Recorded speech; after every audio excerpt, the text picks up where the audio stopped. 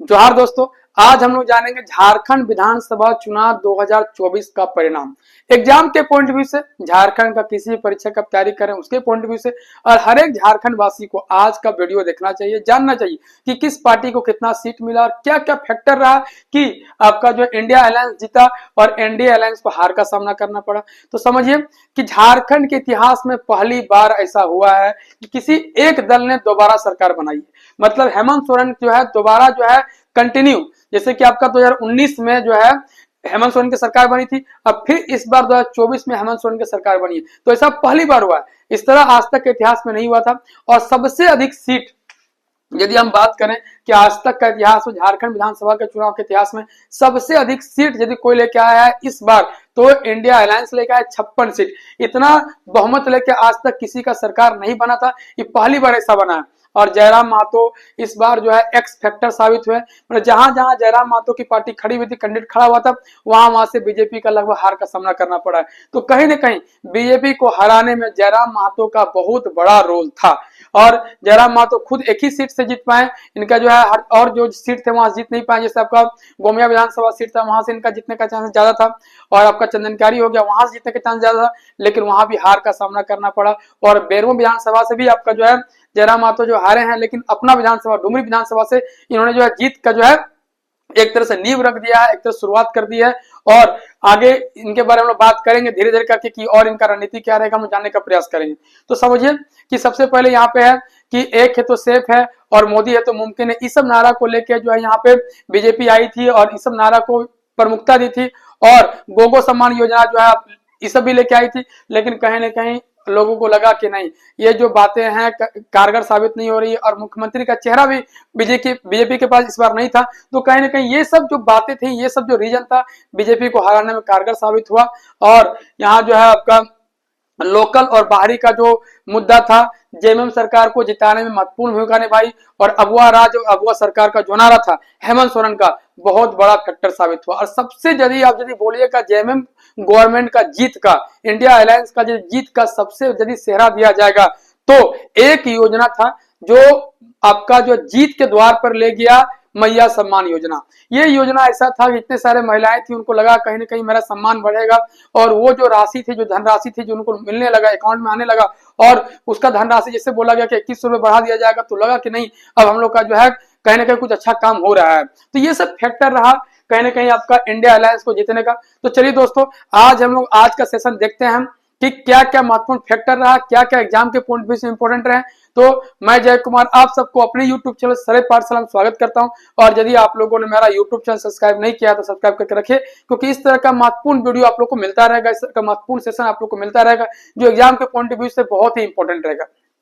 तो पहले समझिए कि यहाँ विधानसभा चुनाव हुआ है। तो पहले विधानसभा समझिए कि विधानसभा कितना अनुच्छेद में है, कितना आर्टिकल में। तो आर्टिकल 170 170 आर्टिकल में विधानसभा को उल्लेख किया गया। प्रत्येक राज्य में एक विधानसभा गठन होगा। ये कितना में कहा गया है? 170 आर्टिकल में कहा गया है कि प्रत्येक राज्य में एक विधानसभा होगा। और विधानसभा को प्रथम सदन या निम्न सदन या लोकप्रिय सदन कहा जाता है। समझिए कि विधानसभा को प्रथम सदन कहा जाता है, पहला सदन कहा जाता है, निम्न माने नीचा सदन कहा जाता है, या फिर लोकप्रिय सदन कहा जाता है। और झारखंड में जो है विधानसभा एक सदनात्मक है, दूसरा नहीं है। मतलब यहाँ विधान परिषद नहीं है, सिर्फ विधानसभा है। तो ये फैक्टर था।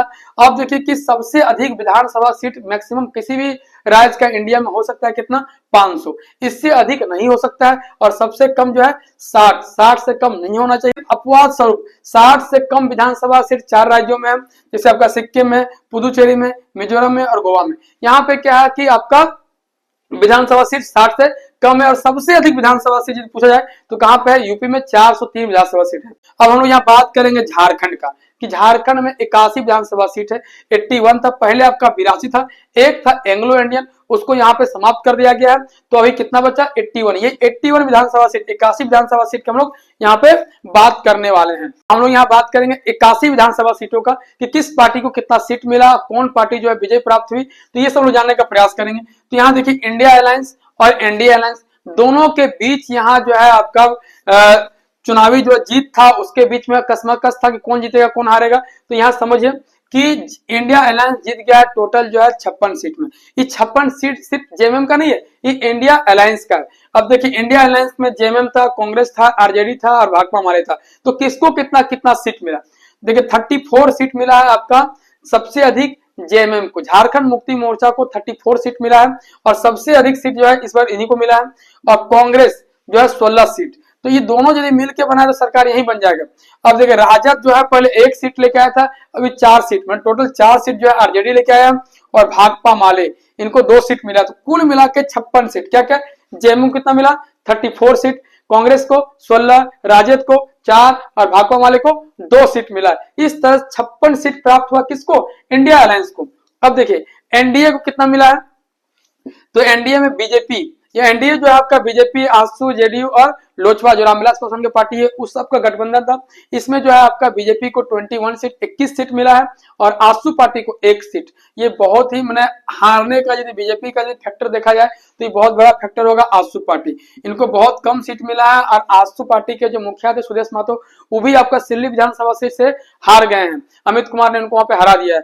तो ये जो है बीजेपी का हारने में सबसे बड़ा यदि आप देखिएगा रीजन, जयराम महतो तो है ही कहीं ना कहीं, लेकिन आजसू पार्टी का नहीं जीतना भी कहीं ना कहीं हारने का बहुत बड़ा जो है मुख्य कारण रहा। जनता दल यूनाइटेड को 1 ही सीट मिला है और लोजपा, रामविलास पासवान की जो पार्टी है, जो भी चिराग पासवान उसके जो आपका जो हेड है, इनको 1 सीट मिला। तो टोटल मिला के 24 सीट मिला है। बीजेपी को कितना मिला?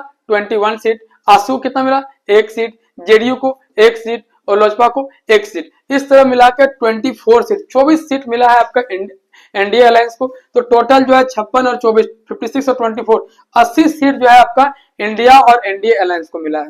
तो यहाँ पे तो जीत हो गया इंडिया का, इंडिया अलायंस का। जेकेएलएम, जयराम महतो की जो पार्टी है, उनको 1 ही सीट मिला है और जयराम महतो यही अपना विधानसभा सीट से चुनाव जीत पाए हैं। तो इस तरह टोटल 81 सीट का जो ब्यौरा था आप लोग को मिल गया। 81 सीट का जो ब्यौरा है ये मिल गया कि इन पार्टियों ने इतना इतना सीट लेके आपका जो है विजय प्राप्त की। अब देखिए जो एग्जाम के पॉइंट ऑफ व्यू से बहुत ही इंपॉर्टेंट है, यहाँ से 2-3 सवाल जो बनता है जो आप लोग को जानना चाहिए कि सबसे अधिक वोट से यदि बोलेगा इस बार का जो चुनाव हुआ उसमें सबसे अधिक वोट से कौन विजय प्राप्त किया, कौन जीत प्राप्त किया?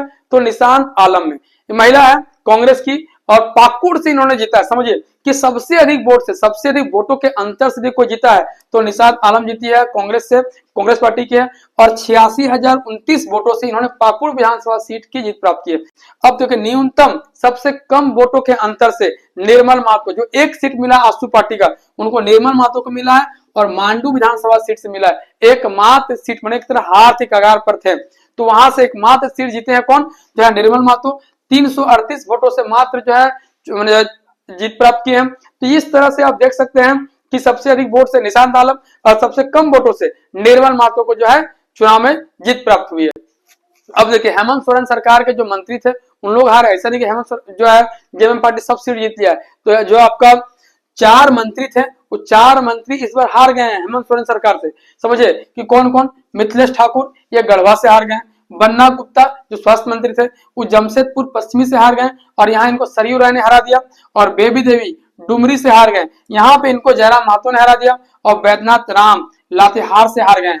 तो ये 4 जो विधानसभा सीट है, गढ़वा से मिथिलेश ठाकुर, जमशेदपुर पश्चिमी से बन्ना गुप्ता और डुमरी से बेबी देवी और लातेहार से वैद्यनाथ राम, इन लोगों को जो है हार का सामना करना पड़ा है जो हेमंत सोरेन सरकार के में मंत्री रहे थे। अब देखिए अमर बावरी बीजेपी के हैं आपका, इन्होंने चंदनकारी सीट से जो है हार का सामना करना पड़ा है और अमर बावरी जो है प्रतिपक्ष के नेता थे, विधानसभा में प्रतिपक्ष के नेता थे, उनको हार का सामना करना पड़ा है अमर बावरी को।